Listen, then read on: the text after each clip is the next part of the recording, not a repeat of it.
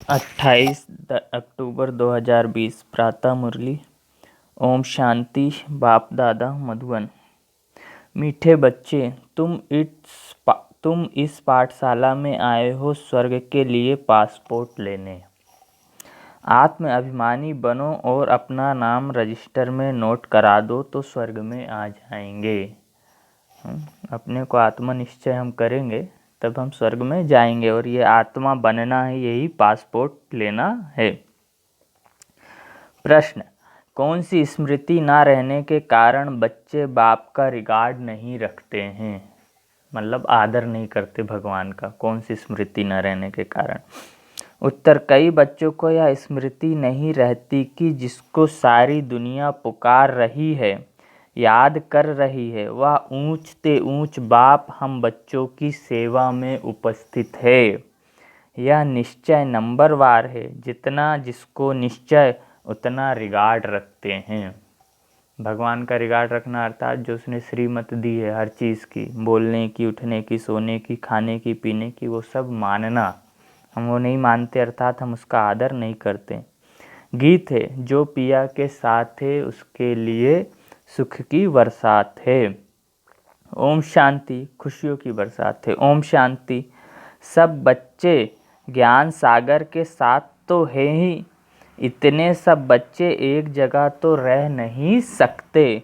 भल जो साथ हैं वह नज़दीक में डायरेक्ट ज्ञान सुनते हैं, और जो दूर हैं उन्हों को देरी से मिलता है, परंतु ऐसे नहीं कि साथ वाले जास्ती उन्नति को पाते हैं और दूर वाले कम उन्नति को पाते हैं। ऐसा नहीं है कि जो मधुबन में रह रहे हैं वही ऊंच पद पाएंगे और हम यहाँ हैं तो हमें कुछ नहीं मिलेगा, ऐसा नहीं है। नहीं, प्रैक्टिकल देखा जाता है। जो दूर हैं वह जास्ती पढ़ते हैं और उन्नति को पाते जाते हैं। पढ़ाई के 4 सब्जेक्ट: ज्ञान, योग, धारणा, सेवा। ज्ञान मतलब ये मुरली, योग मतलब भगवान को याद करना, धारणा अर्थात जो खान पान हर चीज़ के नियम है अपने जीवन में कितने धारण किए, और सेवा अर्थात मन से शुभ भावना, शुभकामना करना। ये चारों में जो अच्छा रहेगा वो ऊंच पद पाएगा, फिर यहाँ हो या वहाँ हो। इतना जरूर है बेहद का बाप यहाँ है, इतना ही बस है कि भगवान वहाँ थे। ब्रह्मा बाबा: ब्राह्मण बच्चों में भी नंबरवार है, बच्चों को देवी गुण भी धारण करने हैं। कोई कोई बच्चों से बड़ी बड़ी गफलत होती है, समझते भी हैं बेहद का बाप जिसको सारी दुनिया याद करती है वह हमारी सेवा में उपस्थित है और हमको ऊंच से ऊंच बनाने का मार्ग बताते हैं। बहुत प्यार से समझाते हैं, फिर भी इतना रिगार्ड देते नहीं। बांधेलियाँ कितना मार खाती हैं, तड़फती हैं, फिर भी याद में रह अच्छा उठा लेती हैं। पद भी ऊंच बन जाता है। बाबा सबके लिए नहीं कहते हैं, नंबरवार पुरुषार्थ अनुसार तो है ही। बाप बच्चों को सावधान करते हैं, सब तो एक जैसे हो न सके। बांधेलियाँ आदि बाहर में रहकर भी बड़ी कमाई करती हैं। यह गीत तो भक्ति मार्ग वालों का बनाया हुआ है, परंतु तुम्हारे लिए अर्थ करने जैसा भी है।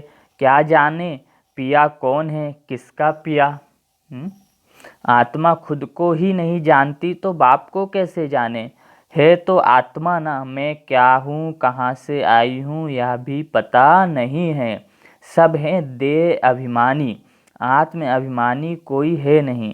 अगर आत्म अभिमानी बनो तो आत्मा को अपने बाप का भी पता हो। देह अभिमानी होने के कारण ना आत्मा को, ना परमात्मा को जानते, ना परमपिता परमात्मा को जानते हैं। यहाँ तो तुम बच्चों को बाप बैठ सम्मुख समझाते हैं। यह बेहद का स्कूल है। बेहद अर्थात सारी दुनिया के लिए, हद का नहीं। एक ही एम ऑब्जेक्ट है, स्वर्ग की बादशाही प्राप्त कराना। इस स्कूल में पढ़ाते इसलिए हैं, पढ़ने वालों को देवता बनना है और कहाँ जाना है, स्वर्गवासी बनना है, देवता बन के, देवी गुण धारण करके। स्वर्ग में भी बहुत पद हैं, राजा रानी, प्रजा, दास दासी, नौकर चाकर सब होंगे वहाँ। कोई राजा रानी, कोई प्रजा। बाप कहते हैं मैं आया हूँ तुमको फिर से डबल सिरताज बनाने। सब तो डबल सिरताज बन ना सके। जो अच्छी रीति पढ़ते हैं वह अपने अंदर में समझते हैं हम यह बन सकते हैं, सरेंडर भी है, निश्चय भी है। सब समझते हैं इनसे कोई ऐसा छी काम नहीं होता है। कोई कोई में बहुत अवगुण होते हैं, वह थोड़े ही समझेंगे कि हम कोई इतना ऊंच पद पाएंगे, इसलिए पुरुषार्थ ही नहीं करते। बाप से पूछे कि मैं यह बन सकता हूँ तो बाबा झट बताएंगे, अपने को देखो तो झट समझेंगे बरोबर मैं ऊंच पद नहीं पा सकता हूँ। लक्षण भी चाहिए ना। सतयुग त्रेता में तो ऐसी बातें होती नहीं, वहाँ है प्रारब्ध। बाद में जो राजाएं होते हैं वह भी प्रजा को बहुत प्यार करते हैं, बाद में अर्थात द्वापर युग से। यह तो माता पिता हैं, राजा माता पिता होते, यह भी तुम बच्चे ही जानते हो। यह तो बेहद का बाप है, वह सारी दुनिया को रजिस्टर करने वाले हैं। तुम भी रजिस्टर करते हो ना, पासपोर्ट दे रहे हो स्वर्ग का मालिक बनने के लिए। यहाँ तो तुमको पासपोर्ट मिलता है। बाबा ने कहा था सबका फोटो होना चाहिए जो वैकुंठ के लायक हैं, क्योंकि तुम मनुष्य से देवता बनते हो। बाजू में ताज व तख्त वाला फोटो हो। हम यह बन रहे हैं, प्रदर्शनी आदि में भी यह सैंपल रखना चाहिए। यह है ही राजयोग। समझो बैरिस्टर बनते हैं तो वह एक तरफ ऑर्डिनरी ड्रेस में हो, एक तरफ बैरिस्ट्री ड्रेस में, वैसे एक तरफ तुम साधारण, एक तरफ डबल सिरताज। हम तो है ही ऐसे। लक्ष्मी नारायण का लक्ष्य का जो चित्र है वो होना चाहिए। तुम्हारा एक चित्र है ना जिसमें पूछते हो क्या बनना चाहते हो, यह बैरिस्ट्री आदि बनना, यह बैरिस्टर आदि बनना है या राजाओं का राजा बनना है, ऐसे चित्र होने चाहिए। बैरिस्टर जज आदि तो यहाँ के हैं, तुमको राजाओं का राजा नई दुनिया में बनने का है। एम ऑब्जेक्ट सामने है, हम यहाँ बन रहे हैं। समझानी कितनी अच्छी है, चित्र भी बड़े अच्छे हों, फुल साइज़ के। यह बैरिस्ट्री पढ़ते हैं तो योग बैरिस्टर से है, बैरिस्टर ही बनते हैं। इनका योग परमपिता परमात्मा से है तो डबल सिरताज बनते हैं। अब बाप समझाते हैं बच्चों को एक्ट में आनी चाहिए। लक्ष्मी नारायण के चित्र पर समझाना बहुत सहज होगा। हम यह बन रहे हैं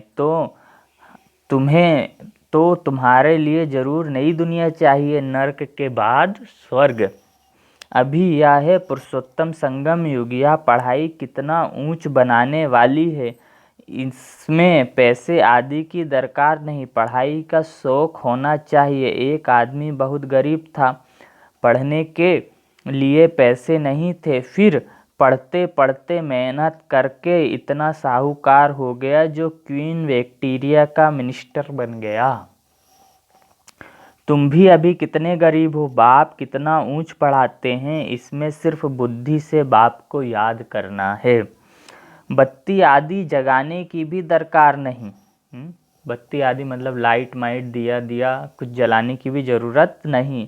कहाँ भी बैठ याद करो, परंतु माया ऐसी है जो बाप की याद भुला देती है, याद में ही विघ्न पड़ते हैं। यही तो बुद्धि है ना, आत्मा पवित्र बनती ही है बाप को याद करने से।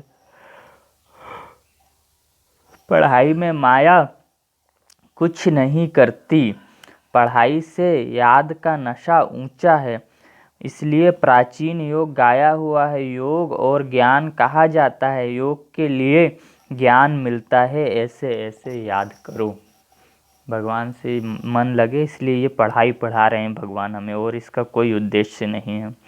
और फिर सृष्टि चक्र का ज्ञान भी ज्ञान है। रचयिता और रचना के आदि मध्य अंत को और कोई नहीं जानते। भारत का प्राचीन योग सिखलाते हैं।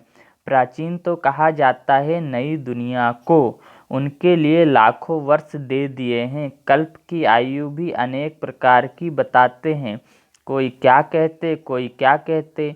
यहाँ तुमको एक ही बाप पढ़ा रहे हैं, तुम बाहर में भी जाएंगे तुमको चित्र मिलेंगे, यह तो व्यापारी है ना। बाबा कहते कपड़े पर छाप सकते हैं, अगर किसके पास बड़ी स्क्रीन प्रेस ना हो तो आधा आधा कर दे, फिर ज्वाइंट कर ऐसा कर लेते हैं तो पता भी नहीं पड़ता है। बेहद का बाप बड़ी सरकार कहते हैं, कोई छाप कर दिखाए तो मैं उनका नाम वाला करूँगा, या चित्र कपड़ों पर छपाए कोई विलायत ले जाए तो तुमको एक एक चित्र का कोई 5-10 हज़ार भी दे देवे।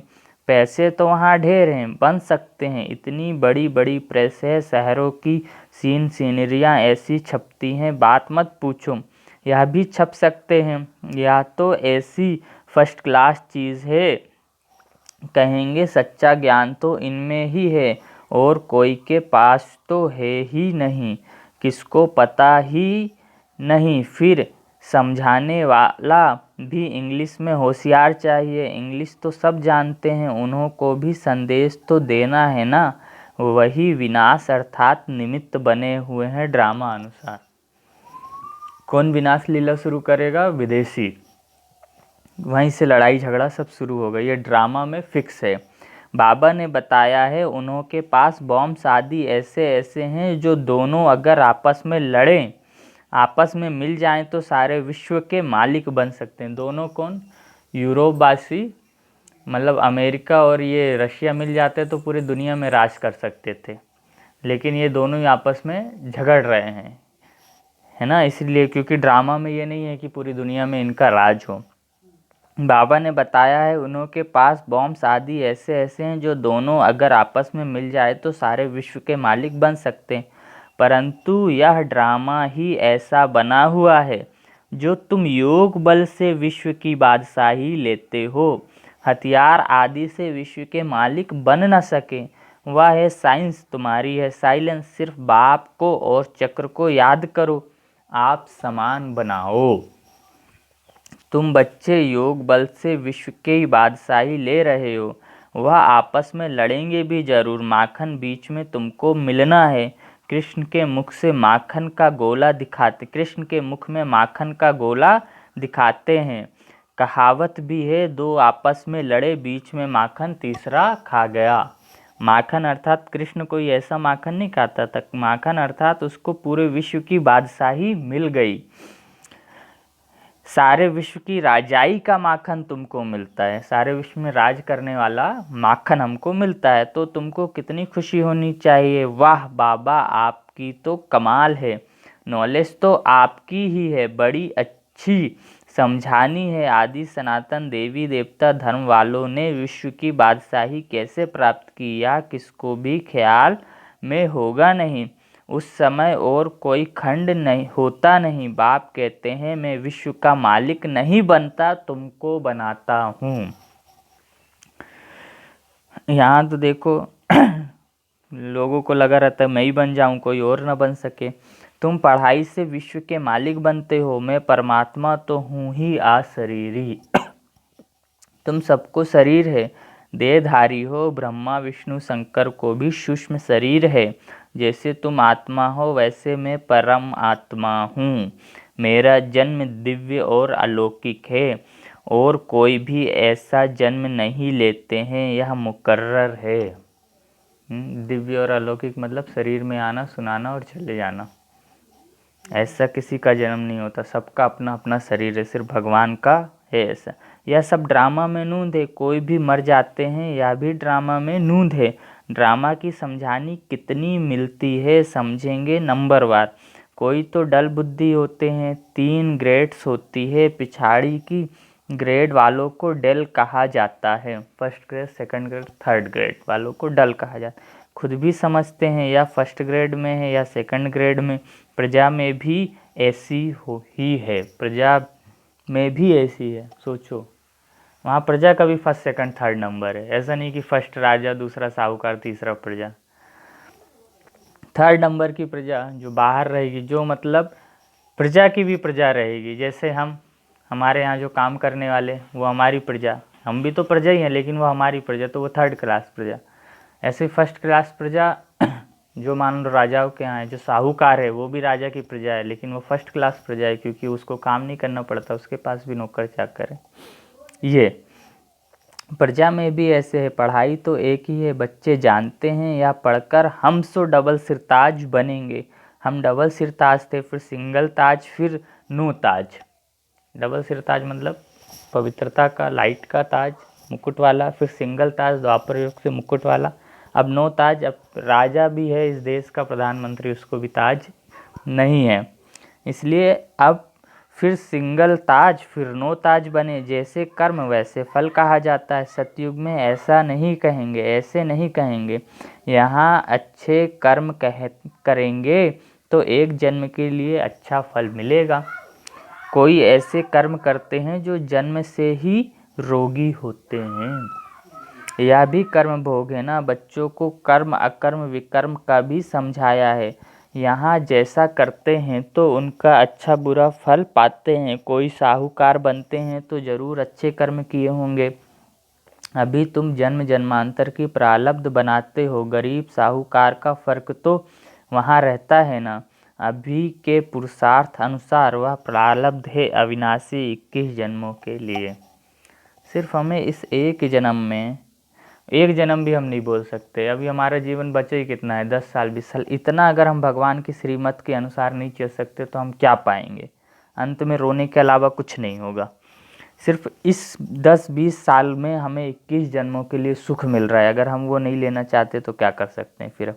अभी के पुरुषार्थ अनुसार वह प्रारब्ध है 21 जन्मों के लिए। यहाँ मिलता है अल्पकाल का। कर्म तो चलता है ना, यह कर्म क्षेत्र है। सतयुग है स्वर्ग का कर्म क्षेत्र, वहाँ विकर्म होता ही नहीं। यह सब बातें बुद्धि में धारण करनी है। कोई विरले हैं जो सदैव पॉइंट्स लिखते रहते हैं, चार्ट भी लिखते लिखते थक जाते हैं। तुम बच्चों को पॉइंट लिखनी चाहिए। बहुत महीन महीन पॉइंट हैं जो बहुत महीन महीन पॉइंट्स हैं जो सब तुम कभी याद नहीं कर सकेंगे। खिसक जाएगी, फिर पछताएंगे कि यह पॉइंट तो हम भूल गए। सबका हाल यह होता है, भूलते बहुत हैं, फिर दूसरे दिन याद पड़ेगा। बच्चों को अपनी उन्नति के लिए ख्याल करना है। बाबा जानते हैं कोई बिरले यथार्थ रीति लिखते हैं। मुरली की पॉइंट बैठ के लिखना चाहिए, जो जो हमें अच्छी लगती है हमारे उन्नति के लिए बाबा बोलते हैं।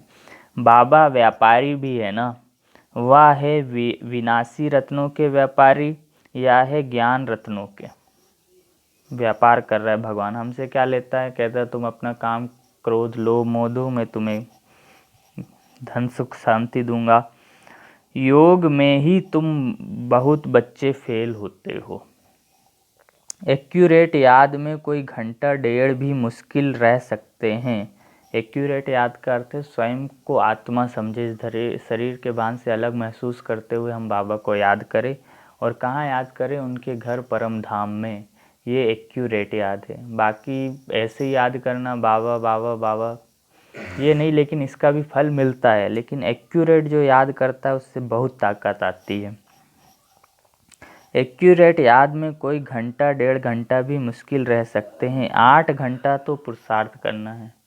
भगवान ने कहा कम से कम तुम मुझे 8 घंटा याद करो। सोचो हम एक्यूरेट याद ही नहीं करते और 8 घंटा। जो आत्मा 8 घंटा भगवान को याद करेगी वो कृष्ण के साथ जन्म लेगी। वो कृष्ण को अपने आँखों से देख पाएगी। ये भगवान ने अपनी मुरली में कहा है। और वही सतयुग में पहले पहले आएंगी शुरू में। तुम बच्चों को शरीर निर्वाह भी करना है। बाबा ने आशिक माशुक का भी मिसाल दिया है। बैठे बैठे याद किया और झट सामने आ जाते। यह भी एक साक्षात्कार है। वह उनको याद करते। यहाँ तो फिर एक है माशुक, तुम सब हो आशिक। वह सलोन ना, माशुक तो सदैव गोरा है। भगवान तो सदैव गोरा है, एवर प्योर है, हमेशा पवित्र है। बाप कहते हैं मैं मुसाफिर सदैव खूबसूरत हूँ। मुसाफिर क्यों? क्योंकि घर से यहाँ आते हैं। तुमको भी खूबसूरत बनाता हूँ। इन देवताओं की भी नेचुरल ब्यूटी है। यहाँ तो कैसे कैसे फैशन करते हैं, इतना मेकअप करते हैं। वो तो गोरे हैं खुद ही, भिन्न भिन्न ड्रेस पहनते हैं। वहाँ तो एक रस नेचुरल ब्यूटी रहती है। कभी वहाँ व्यक्ति 150 साल का हो जाता, शरीर बूढ़ा नहीं होता। बच्चे से लेके जवानी तक बढ़ेगा, थोड़ा थोड़ा अंतर आएगा, लेकिन बूढ़ा अर्थात हाथ दुख रहा है, पैर दुख रहा है, कमजोरी है, रंग उतर गया, कुछ नहीं, एवर हेल्दी, उसको बस साक्षात्कार होता है तो शरीर छोड़ देता है, आत्मा निकल जाती है। इन देवताओं की तो नेचुरल ब्यूटी है, यहाँ तो कैसे कैसे फैशन करते हैं, भिन्न भिन्न ड्रेस पहनते हैं, वहाँ तो एक रस नेचुरल ब्यूटी रहती है। ऐसी दुनिया में अब से तुम जाते हो। बाप कहते हैं मैं पुराने पतित देश पतित शरीर में आता हूँ, यह पावन शरीर है नहीं। जिसमें आते थे ब्रह्मा बाबा के तन में, ये पावन तो था नहीं। बाप कहते हैं मैं इनके बहुत जन्मों के अंत में प्रवेश कर प्रवृत्ति मार्ग की स्थापना करता हूँ। प्रवृत्ति अर्थात घर में रहने वाले लोग और जो पवित्र रहते हैं। निवृत्ति मार्ग मतलब जो घर बार छोड़ के चले गए। आगे तुम सर्विसेबल बन जाएंगे, आगे चल तुम सर्विसेबल बन जाएंगे, पुरुषार्थ करेंगे फिर समझेंगे। जब तक हम बाबा को याद करने की कोशिश नहीं करें तब तक हमको समझ ही नहीं। आगे भी ऐसा पुरुषार्थ किया था, अब कर रहे हैं। पुरुषार्थ बगैर तो कुछ भी मिल ना सके। तुम जानते हो हम नर से नारायण बनने का पुरुषार्थ कर रहे हैं। नई दुनिया की राजधानी थी, अब नहीं है फिर होगी। आयरन एज के बाद फिर गोल्डन एज जरूर होगी। कलयुग के बाद सर्वयुग जरूर होगा। राजधानी स्थापन हो रही है कल्प पहले मुआफिक। अच्छा, मीठे मीठे सिकी लधे बच्चों प्रति मात पिता बाप दादा का याद प्यार और गुड मॉर्निंग। रूहानी बाप की रूहानी बच्चों को नमस्ते। हम रूहानी बच्चों की रूहानी मात पिता मम्मा बाबा बाप दादा को याद प्यार, गुड मॉर्निंग और नमस्ते। शुक्रिया बाबा, शुक्रिया आपका पद्मा पदम, शुक्रिया। धारणा के लिए मुख्य सार। पहला, सरेंडर के साथ साथ निश्चय बुद्धि बनना है। कोई भी छीछी काम ना हो, अंदर कोई भी अवगुण ना रहे, तब अच्छा पद मिल सकता है। सरेंडर के साथ साथ निश्चय बुद्धि बनना है ना। ऐसे नहीं कि हाँ भगवान को मैंने सब कुछ दे दिया, लेकिन निश्चय हो। ऐसा नहीं कोई परिस्थिति आई तो नहीं मेरी जिम्मेदारी, ऐसा नहीं। कोई भी छीछी काम नहीं करना। छीछी काम अर्थात भगवान ने जिस चीज़ के लिए मना किया है, काम क्रोध लोभ मोह का अहंकार, काम खान पीन की शुद्धि, बोलचाल की शुद्धि। अंदर कोई भी अवगुण रहे तब अवगुण ना रहे तब पद अच्छा मिल सकता है। दूसरा, ज्ञान रत्नों का व्यापार करने के लिए बाबा को अच्छी अच्छी पॉइंट्स सुनाते हैं। ज्ञान रत्नों का व्यापार करने के लिए बाबा जो अच्छी अच्छी पॉइंट सुनाते हैं उन्हें नोट करना है। मतलब किसी को समझाने के लिए बाबा बताते हैं कैसे कैसे युक्ति से समझाओ, तो उन्हें लिख लेना है हमें, फिर उन्हें याद करके दूसरों को सुनाना है। सदा अपनी उन्नति का ख्याल करना है। मेरी कैसे प्रगति हो, मैं भगवान की ओर नज़दीक कैसे जाऊं, यही हमारा चिंतन चलना चाहिए। वरदान, वायरलेस सेट द्वारा विनाश काल में अंतिम डायरेक्शन को कैच करने वाले वॉइसलेस भव। अंत में भगवान हमें सब बताएंगे कि बच्चे यहाँ चले जाओ, यहाँ आ जाओ, यहाँ रहने पहुँच जाओ, सब। क्योंकि ऐसी स्थिति होगी अगर हम यहाँ सुरक्षित नहीं हैं तो बाबा हमें बोलेगा सेंटर पहुँच जाओ। लेकिन तभी हमें रिसीव होगा जब हमें बहुत अभ्यास होगा भगवान को याद करने में, उसको टिकने में। हमारा मन इधर उधर दिन भर भटकता रहेगा, हम फालतू की चीज़ें देखेंगे सुनेंगे, हमें भगवान की कोई बात कैच ही नहीं होगी। और जब कैच नहीं होगी तो अंत में भगवान तो अपना बता देगा, हमारा कुछ होगा नहीं। यही भोगना है। हम भगवान को फिर कुछ नहीं बोल सकते, वो अपना काम बराबर करेगा। हम अपना नहीं कर पाएंगे तो उसकी कोई गलती नहीं है। विस्तार है, विनाश के समय अंतिम डायरेक्शन को कैच करने के लिए वॉइसलेस बुद्धि चाहिए। मतलब शांत, जो शांत बुद्धि हो, शांति के अभ्यास में हो, जैसे वो लोग वायरलेस सेट द्वारा एक दूसरे तक आवाज़ पहुंचाते हैं, वहाँ है वायरलेस की वायरलेस। वहाँ वायरलेस है, मोबाइल से जैसे आता वायर नहीं है ना। इस वायरलेस द्वारा आपको आवाज़ आएगा कि इस सेफ स्थान पर पहुंच जाओ। भगवान के द्वारा, उनका भी कोई तार नहीं है, सीधे हमें आवाज़ आए। जो बच्चे बाप की याद में रहने वाले वायरलेस हैं, जिन्हें अशरीरी बनने का अभ्यास है, वो विनाश में विनाश नहीं होंगे, लेकिन स्वेच्छा से शरीर छोड़ेंगे। विनाश में विनाश होना अर्थात कोई आके हमें मार काट के चला गया, ये हमारा विनाश हो गया। स्वेच्छा से शरीर छोड़ना अर्थात हम भगवान की याद में इतना रहेंगे, आत्मा के अभ्यास में इतना रहेंगे, भगवान कहेगा ये शरीर छोड़ो, आत्मा आराम से निकल जाएगी, अगर हमारा वो अभ्यास है तब। स्लोगन: योग को किनारा कर कर्म में बिजी हो जाना, यही अलबेलापन है। भगवान ये कहते हैं कि योग का जो समय है वो करो ही योग, ऐसा नहीं कि मैं कर्म कर रहा हूँ ये बहुत है, नहीं। इसलिए भगवान ने सुबह का समय दिया जब काम भी नहीं करना होता व्यक्ति को, 2:30 बजे से 4:45 बजे तक ऐसा कोई काम नहीं होता जो करना होता है।